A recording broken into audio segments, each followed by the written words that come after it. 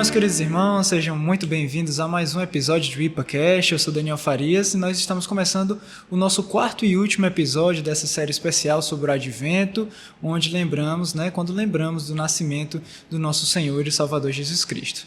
Em cada um desses 4 episódios, nós falamos sobre um aspecto mais específico do Advento e hoje o tema será a ressurreição.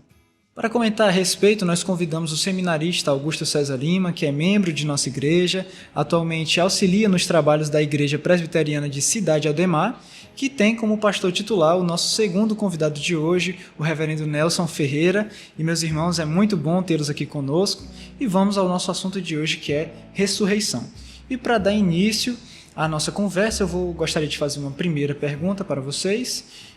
Nós conversamos sobre esse tema de ressurreição, vamos dar início ao nosso assunto, mas algumas pessoas não acreditam de fato na ressurreição, acham que isso pode ser uma forma de representação, mas nós pensamos de maneira diferente. Eu gostaria de perguntar para vocês exatamente isso. A ressurreição de Cristo, de fato, aconteceu? Bem, eu vou começar respondendo e agradecendo ao convite.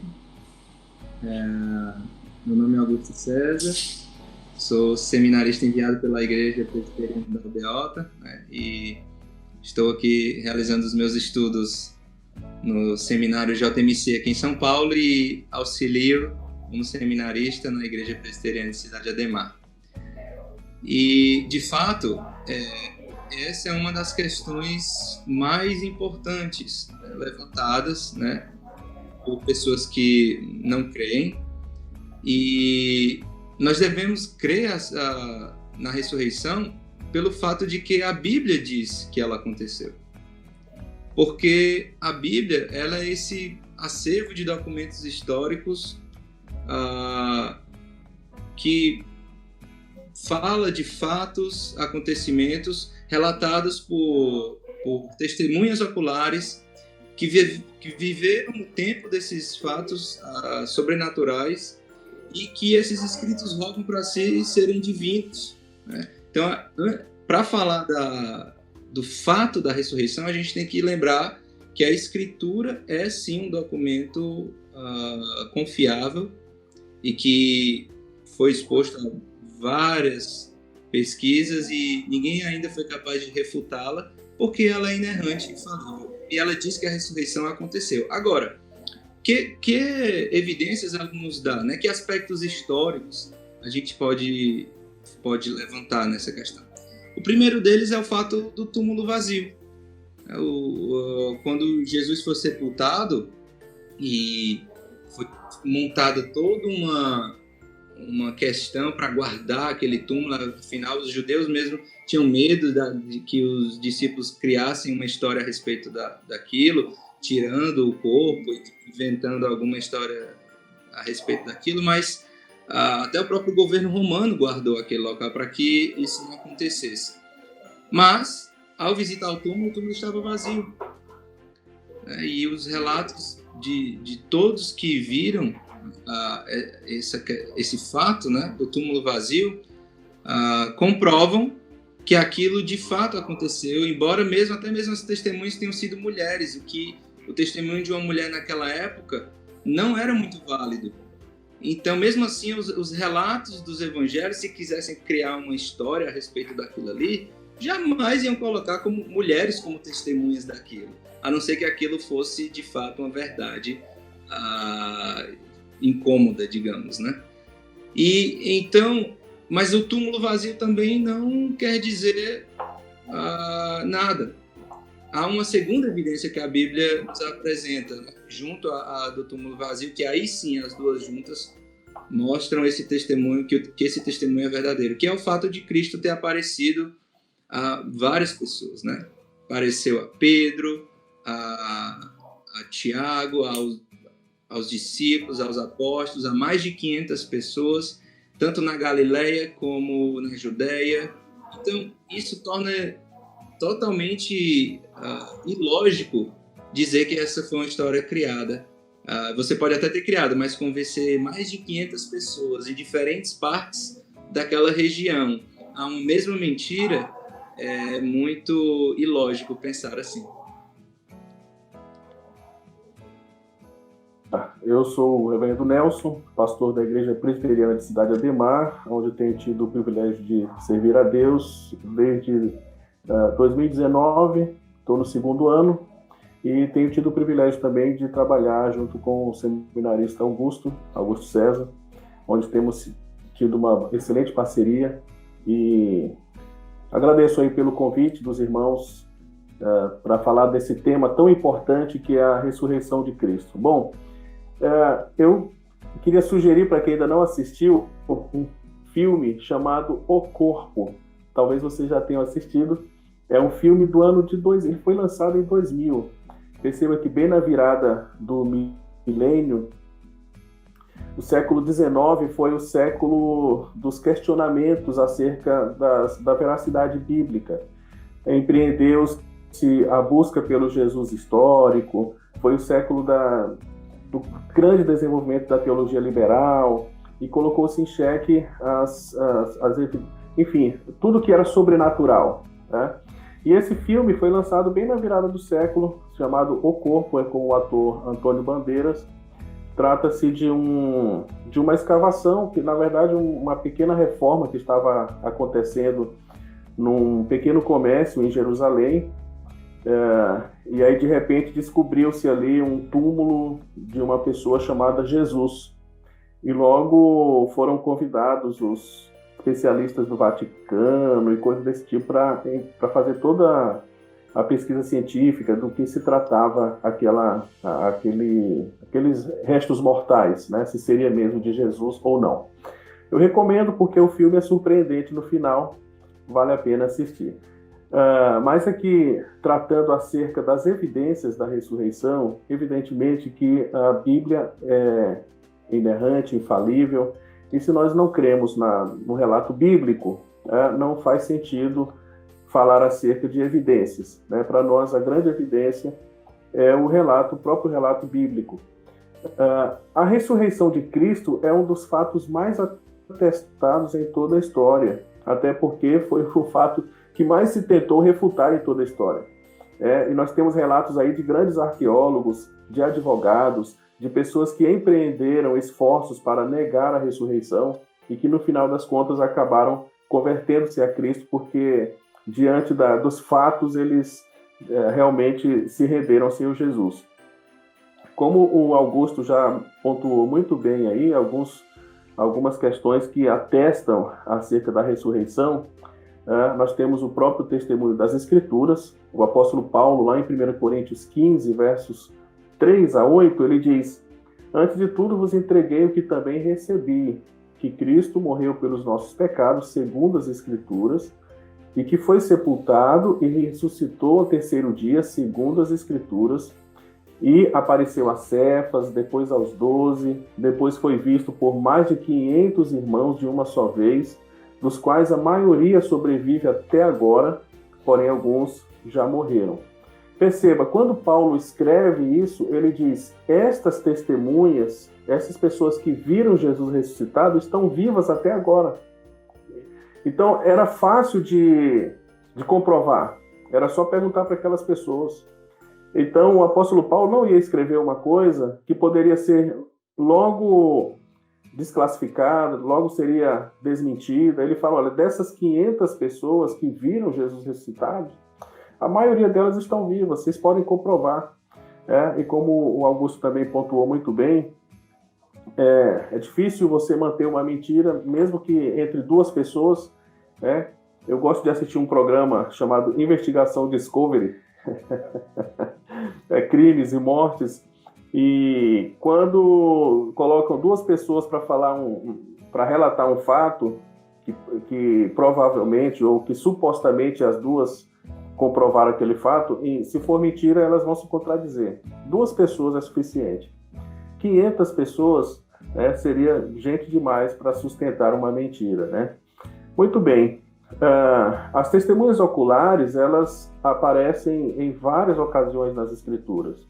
Elas apareceram, perceba que logo após a morte de Jesus, os discípulos estavam reunindo-se a portas fechadas, com medo dos judeus, com medo das autoridades judaicas. Mas Jesus aparece entre eles e Jesus permite que aquelas pessoas, se quisessem, poderiam tocá-lo. Então Jesus Cristo aparece ali em corpo, não em uma espécie fantasmagórica, como alguns poderiam imaginar. Ele fala que, olha, podem vir aqui e tocar nas minhas mãos, sou eu mesmo, né? Jesus Cristo comeu com eles, Jesus Cristo se alimentou com eles, né? Se fosse apenas um espírito ou alguma coisa incorpórea, ele não teria como se alimentar, né? E Lucas relata que Jesus Cristo, lá em Lucas lá em Atos, na verdade, capítulo 1, verso 3, Atos escrito por Lucas, ele relata que Jesus ficou ressuscitado entre os discípulos por um período de 40 dias. Então foi um período muito longo. Era um período suficiente para comprovar que ele estava ressuscitado. Por isso que ele foi visto por mais de 500 pessoas. Ele passou 40 dias ainda entre os discípulos quando ele ressuscitou. Então percebam que, diante de tantas evidências, seria muito difícil negar a ressurreição de Cristo. Há outros elementos ainda que, se o seminarista Augusto quiser pontuar também. Uma outra questão seria dizermos que, assim, você pode até morrer pelaquilo que você acredita ser verdade. Mas você morrer por aquilo que você sabe que é uma mentira é também completamente lógico, né? Então a nossa fé, ela é uma fé racional, que é plausível de ser crida, né? Então o fato dos discípulos, como dizem, né, terem criado essa mentira, bem, ela pode ser sustentada até você estar diante do fio da espada dizendo que, confessa essa mentira aí, senão você vai morrer. E você ainda sustentar a mentira até a morte é completamente lógico, né? Mas, em última instância, nós vamos sempre ter que dar uma resposta de fé a respeito disso. Porém, não é nada irracional. Eu gostaria só de pontuar também, nós estamos ainda falando acerca das evidências da ressurreição, né, das evidências históricas. É importante que nós nos lembremos a questão de que quando o corpo de Jesus foi colocado no túmulo, Mateus relata que uma grande pedra fechava, né, a entrada do túmulo. Alguns especialistas dizem que essa grande pedra poderia pesar até cerca de 2 toneladas. Era uma pedra muito pesada, não era tão simples de ser removida por mulheres, como as mulheres foram as primeiras a presenciarem o Cristo ressuscitado. Além do mais, foi colocada uma guarda, uma escolta romana, lá em frente do túmulo. Uma escolta romana, geralmente uma guarda romana, era composta de 16 homens, para impedir justamente que os discípulos roubassem o corpo, porque esse foi um pedido também das autoridades religiosas, para que eles dissem, olha, há um boato aí de que os discípulos podem roubar o corpo, então coloca-se uma guarda romana. Além disso, foi colocado também um selo, né? O sepulcro foi selado. Ou seja, o túmulo estava sob a proteção do Império Romano. Era um selo do próprio Império Romano. Ninguém era maluco de chegar lá e violar esse túmulo, porque saberia que pagaria com a morte.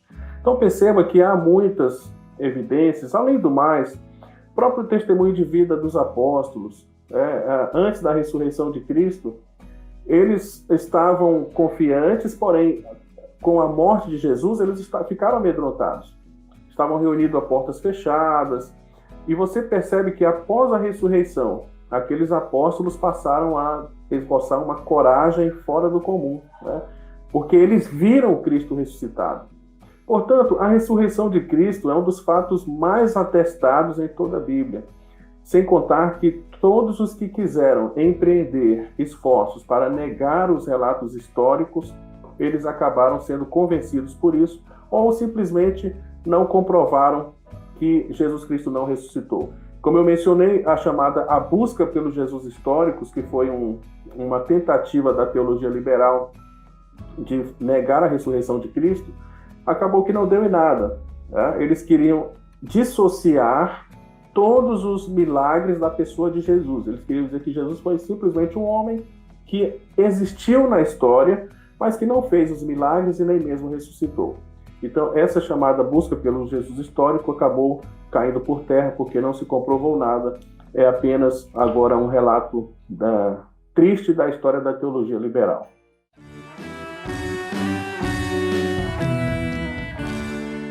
Bem, a nossa segunda pergunta é muito bem relacionada com essa primeira abordagem que nós fizemos. E eu pergunto o seguinte para vocês: se a ressurreição é um fato, como nós acabamos de falar, qual é a sua natureza?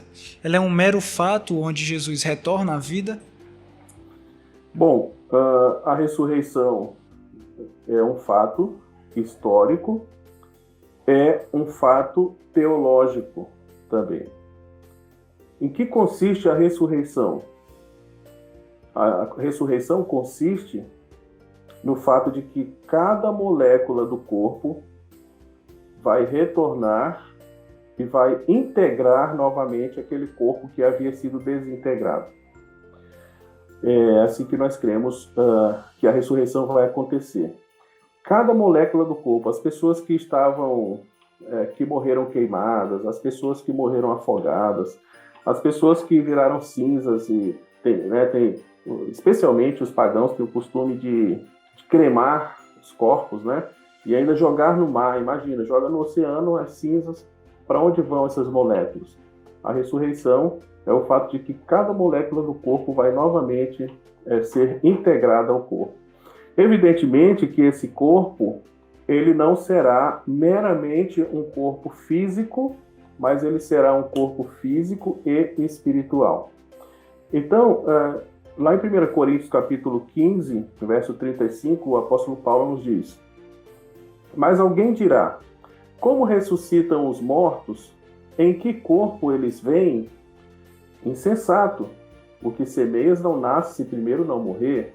Quando semeias, não semeias o corpo que há de ser, mas o simples grão, como de trigo ou de qualquer outra semente.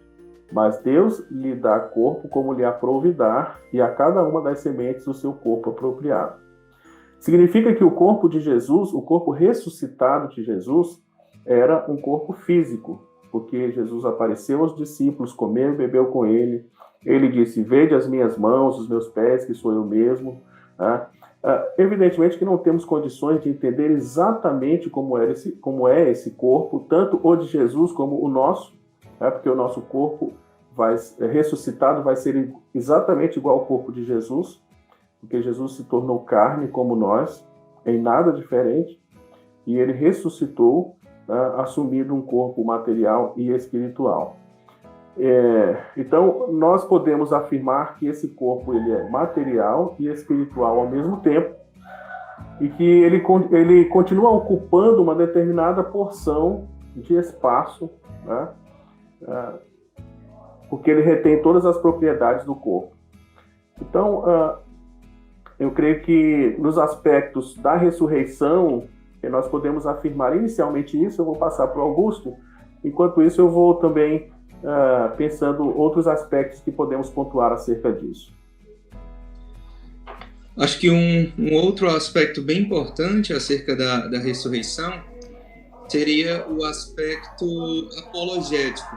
E um apologético da parte de Deus. Né? Geralmente a gente pensa na apologética como nós defendendo a fé, né? Para aqueles que não creem. Mas há também uma apologia feita por Deus. E a ressurreição, o fato da ressurreição acontecer, é Deus mostrando que aquilo que o plano que ele vinha desenvolvendo ao longo da história da redenção, não só é verdade, como de fato se cumpriu. O fato de Cristo ressuscitar garante ou chancela os ensinos de Cristo ainda em vida. A morte que ele sofreu foi predita por ele, mas ele também falou que ressuscitaria. Então, uma vez que ele ressuscita, por exemplo, a divindade de Cristo, então, pode ser garantida, porque só Deus pode dar a vida e tomá-la de volta. Outra coisa, Jesus seria o grande juiz, né, do tempo futuro. Mas imagine a situação de alguns discípulos, né, o próprio José de Arimateia, quando está enterrando ali o corpo de Jesus, enterrando no sentido assim, porque na verdade o túmulo era dentro de uma rocha, né? Então assim, ele olhando assim, esse era o juiz poderoso que virá no futuro, né? Sepultou. Mas sim, de fato ele é esse juiz poderoso que virá, né? E então a ressurreição de Cristo garante tudo aquilo que foi prometido nos tempos passados, né, no Antigo Testamento, e os ensinos de Cristo também acerca daquilo que viria no futuro. O fato dele ressuscitar, então, garante, né, todas essas coisas, chancela todo esse ensinamento, esse corpo de ensinamento que Jesus falou. Tem mais alguma coisa para pontuar, mas passar para o Nelson. Porque eu creio que, para essa pergunta, eu creio que são suficientes essas respostas, porque as demais respostas, elas estariam mais adequadas com relação ao significado prático da ressurreição. A gente pode falar disso um pouco mais à frente.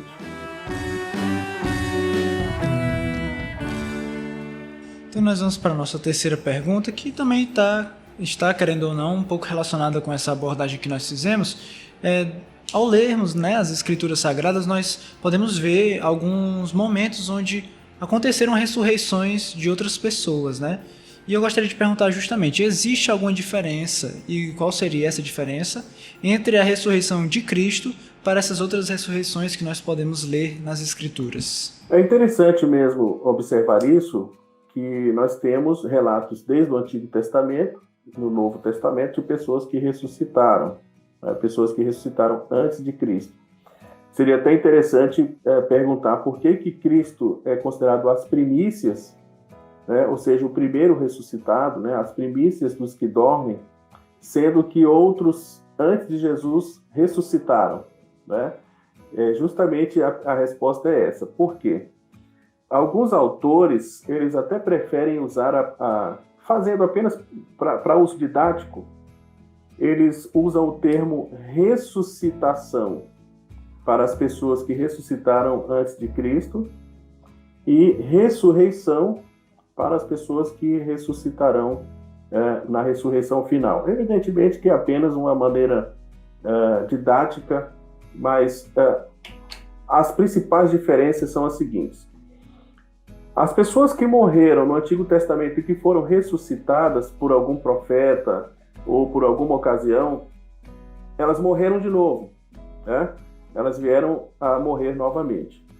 Então, aquela ressurreição que aconteceu, evidentemente, não se tratava da ressurreição final. Era apenas uma demonstração de poder, do poder de Deus, ou uma demonstração de que Deus estava com aquele profeta que operava aquela ressurreição. O próprio Jesus ressuscitou pessoas que vieram a morrer depois. Um grande exemplo é Lázaro. Lázaro foi ressuscitado por Jesus, mas ele morreu depois. E agora ele continua, seu corpo continua no túmulo, digamos assim, ou continua no pó, e ele aguarda a ressurreição final. Então, a grande diferença é que essas pessoas que foram ressuscitadas, elas foram ressuscitadas, mas elas morreram novamente. A ressurreição de Jesus, a Bíblia chama de as primícias dos que dormem, porque Jesus Cristo foi o primeiro a ressuscitar para não mais morrer, né? Assim como também nós ressuscitaremos na ressurreição final para não mais morrer.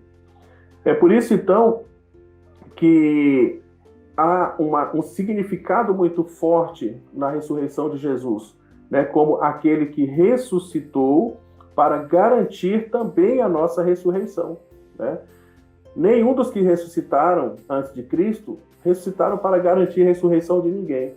Eles ressuscitaram porque foram chamados à vida por um poder, né, pelo poder de Deus, mas morreram de novo. Jesus, ele ressuscitou para que, através da ressurreição dele, fosse garantida também a nossa ressurreição. creio que esses aspectos são importantes de serem pontuados. Um outro aspecto interessante é o fato do corpo glorificado ser presente apenas na pessoa de Jesus após essa ressurreição, né?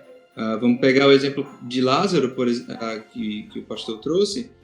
Ele não só veio a morrer depois daquilo, né, Lázaro, como o corpo com o qual ele ressuscitou após Jesus chamá-lo foi um corpo ainda terreno. Em que sentido? Suscetível às mesmas fraquezas, às quedas e pecados. Não era um corpo glorificado.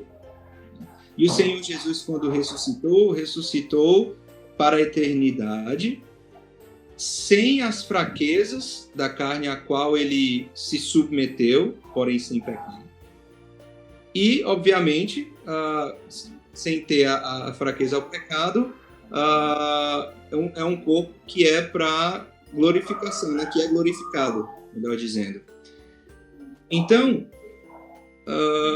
há esse aspecto, como o pastor falou, no sentido de não enfrentar a morte, a ressurreição de Cristo, e também da corpo glorificado. E sendo ele a primícia daqueles que dormem, significa que nós, quando ressuscitarmos, não só ressuscitaremos para a eternidade, não passaremos mais pela morte, como também teremos um corpo glorificado, um corpo que não é mais suscetível ao poder do pecado. Mas, e no agora, né? Como é que fica nesse intermédio? Eu acredito que a gente vai falar disso, então, mais à frente.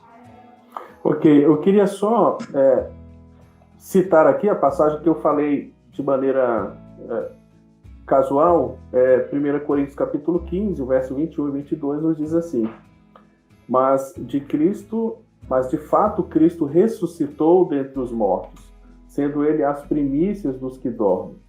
Visto que a morte veio por um homem, também por um homem veio a ressurreição dos mortos.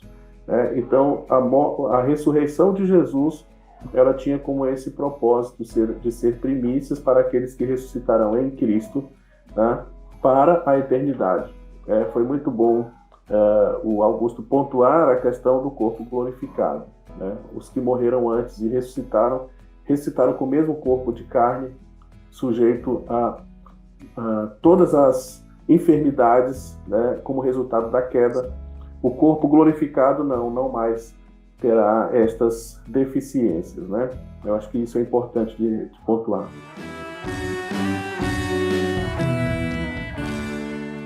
Bem, então nós estamos caminhando já para o final do nosso episódio. Nós vamos agora para a nossa última pergunta.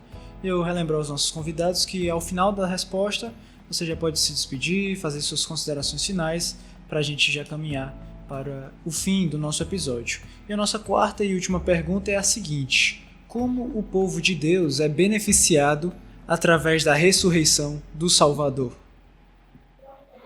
Eu acho que uma das primeiras implicações da ressurreição para nós é o fato de que com a ressurreição Cristo nos garantiu a certeza da nova criação. Então, a ressurreição tem essa natureza também cósmica, onde o homem e todo o cosmos, então, é redimido da queda. E qual é a implicação disso específica que eu quero pontuar aqui? É a do Espírito Santo habitando no crente. E é interessante que, se nós pegarmos em Romanos 8, o verso 11 e 12, diz o seguinte: se habita em vós o espírito se habita em vós o espírito daquele que ressuscitou a Jesus dentre os mortos, esse mesmo que ressuscitou a Cristo dentre os mortos, vivificará também o vosso corpo mortal, por meio do seu espírito que em vós habita. Assim, pois, irmãos, somos devedores não à carne, como se constrangidos a viver segundo a carne. Porque se viverdes segundo a carne, caminhais para a morte. mas se pelo Espírito mortificardes os efeitos do corpo, certamente vivereis. Então, li também o verso 13. Então, a ressurreição nos garante o poder, a eficácia, a capacidade de vivermos como nova criatura em Cristo. É interessante que Paulo sempre traz isso, né? Crucificado com Cristo, mas ele também traz ressuscitados com Cristo. Então, eu queria destacar a importância da garantia do Espírito Santo vindo habitar na vida daquele que crê em Jesus Cristo, transformando, tornando em nova criatura, capacitando-o agora a viver para Deus. Muito bem. Eu gostaria de destacar também, como resultados da ressurreição de Cristo na vida do crente, a própria consumação da redenção. Significa que se Cristo não houvesse ressuscitado, a redenção não seria aplicada ao crente. Olha o que Paulo diz em 1 Coríntios 15, 17. E se Cristo não ressuscitou, é vã a vossa fé e ainda permaneceis nos vossos pecados. Então, ou seja, o fato de Cristo ter ressuscitado consumou a obra da redenção. A ressurreição de Cristo também, ela traz ao crente a certeza da sua justificação. Paulo diz também, Paulo diz que Cristo foi entregue por causa das nossas transgressões e ressuscitou por causa da nossa justificação. Então perceba que há várias implicações teológicas da ressurreição de Cristo para a vida do crente. Sem a ressurreição, nós não seríamos justificados, pois a obra de Cristo realizada através da sua morte não poderia ser aplicada ao crente. Paulo diz que permaneceríamos em nossos pecados. Um outro aspecto, eu acredito até que o Augusto já pontuou, que diz respeito ao novo nascimento. Na 1 Pedro capítulo 1, 3, ele diz: Bendito Deus e Pai de nosso Senhor, Jesus Cristo, que segundo a sua muita misericórdia, nos regenerou para uma viva esperança. Então, olha aí a esperança do crente, mediante a ressurreição de Jesus Cristo dentre os mortos. Então, essa esperança que nós temos, ela se dá mediante a ressurreição de Cristo. O novo nascimento, ele mesmo é uma espécie de ressurreição espiritual. Ela já é um experimento da ressurreição espiritual. Paulo diz que nós fomos sepultados com Cristo na morte pelo batismo, para que, como Cristo foi ressuscitado dentre os mortos para a glória de Deus Pai, assim também andemos nós em novidade de vida. Então perceba quantas implicações tem na vida do crente. É o novo nascimento, novidade de vida, tudo isso está envolvido no pacote da ressurreição. E, é claro, a própria vitória sobre a morte. Não poderíamos falar em ressurreição se não pontuássemos a vitória sobre a morte, que todo crente já é vitorioso. Onde está, ó morte, a tua vitória? Onde está, ó morte, o teu aguilhão? Mais uma vez, a palavra de Deus nos confirma, mas de fato Cristo ressuscitou dentre os mortos, sendo ele as primícias dos que dormem, visto que a morte veio por um homem, também por um homem veio a ressurreição dos mortos. Ou seja, por causa de Adão, a morte entrou no mundo, e por causa da ressurreição de Cristo, a ressurreição dos crentes também é garantida. Então, eu ainda poderia pontuar umas outras coisas ainda, não sei se ainda tem tempo, mas eu passo a palavra ao Augusto, depois a gente pode fazer aí nosso encerramento aí. Não, é isso, eu só achei interessante a passagem que o senhor trouxe, 1 Pedro 1, 3, o fato de Pedro dizer que a ressurreição nos capacitou a ter essa esperança viva. Eu achei interessante o fato de Pedro dar esse adjetivo, uma esperança viva. É diferente de uma probabilidade, é diferente de crença vazia é uma esperança que é viva, é real, é atuante e que vai acontecer. Seria apenas essa pontuação que eu queria fazer. Legal.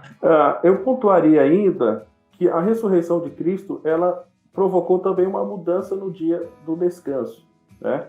Nós temos várias menções do sábado no Antigo Testamento como dia do descanso, mas no Novo Testamento nós não temos nenhuma ordenança para se guardar o sábado, mas nós temos a menção de que após a ressurreição de Cristo, os cristãos passaram a se reunir no primeiro dia da semana.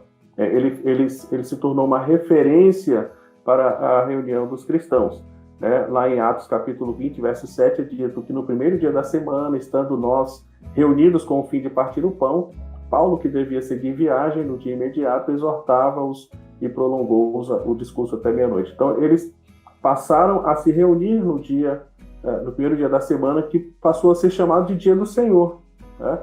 Como o próprio João, lá em Apocalipse, menciona o domingo como o dia do Senhor, em Apocalipse capítulo 1, verso 10.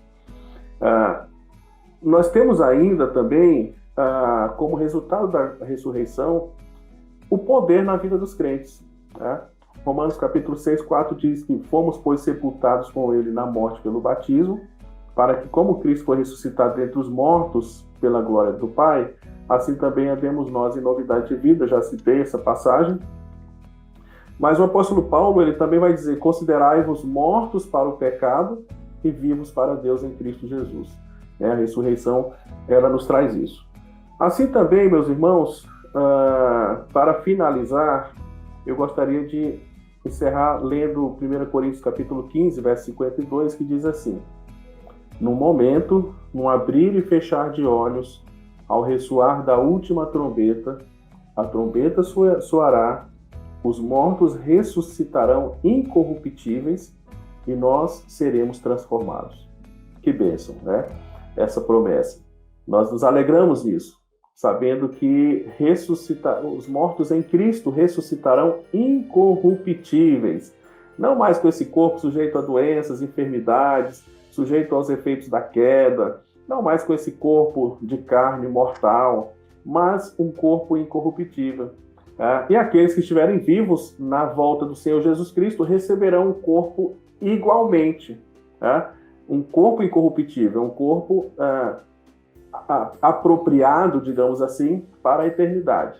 Não mais sujeito à morte e às enfermidades e todas as causas da queda do pecado, mas apropriado para a eternidade com Cristo. Bom, meus irmãos, era isso que eu tinha então para pontuar, para comentar acerca desse assunto tão importante, que é a ressurreição do nosso Senhor Jesus Cristo. Agradeço muito aí ao convite dos irmãos para esse bate-papo tão agradável, conhecer um pouquinho dos irmãos aí da igreja e dizer que é um prazer, é uma honra e estarei sempre à disposição de vocês. É um privilégio estar do lado aí de pessoas tão gabaritadas como o Augusto César, de quem tenho o privilégio de conviver aqui em São Paulo. Então fica aí meu grande abraço a essa igreja tão querida. Eu queria também agradecer, primeiramente, ao reverendo Nelson por ser o meu orientador aqui, né? O meu responsável pelo estágio aqui, então tenho aprendido muito com ele. Agradeço também se eu aceito o convite, os cuidados aqui. Agradeço também à igreja da Aldeota, que é a igreja que me enviou, né? Espero estar com vocês em breve. Um abraço para vocês aí, parabéns pela produção do IPAcast. E a respeito do nosso tema, eu quero dizer que a ressurreição, ela fecha, né? Ela garante, ela mostra que aquilo que Deus planejou com a sua vinda, a sua encarnação, sua vida, seu ensino, sua morte, e agora com a ressurreição, ela se consumou. Então, a nossa incapacidade de nos salvarmos foi aniquilada, anulada, e agora nós temos esse mediador perfeito que cumpriu todas as coisas. Ele é o Senhor de vivos e de mortos, né? Ele é Senhor dos céus e da terra. Ele é o grande juiz do mundo, como ele falou lá em João 5, 22, né? E que Paulo diz que a ressurreição garante que um dia ele há de julgar, né? Atos 17, 30, 31. Um dia em que ele há de julgar o mundo com justiça por meio de um varão que destinou e acreditou diante de todos, olha a evidência da ressurreição, ressuscitando-o dentre os mortos. O Senhor Jesus Cristo voltará como Senhor e Juiz, né, por causa da ressurreição, e nós devemos nos lembrar disso, desse segundo advento. Né? O Natal, ele nos lembra desse segundo advento de Cristo, como Senhor e Juiz. E nós agradecemos porque a sua graça nos deu o seu Espírito, para crermos isso e vivermos isso hoje aqui, né? Nesse já, mas ainda não. Então, um abraço a todos, muito obrigado.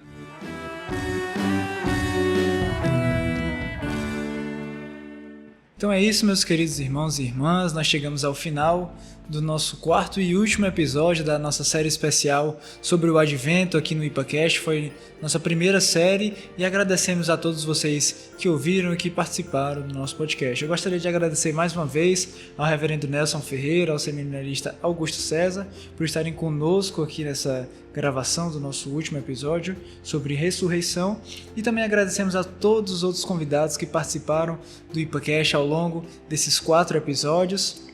Continue nos acompanhando para ficar por dentro de tudo que acontece na Igreja Presbiteriana da Aldeota, nos seguindo no Spotify, no Deezer, no YouTube. Curta, compartilha e siga os nossos perfis nas redes sociais e vamos juntos espalhar a notícia do Advento. Igreja Presbiteriana da Aldeota, 43 anos evangelizando Fortaleza.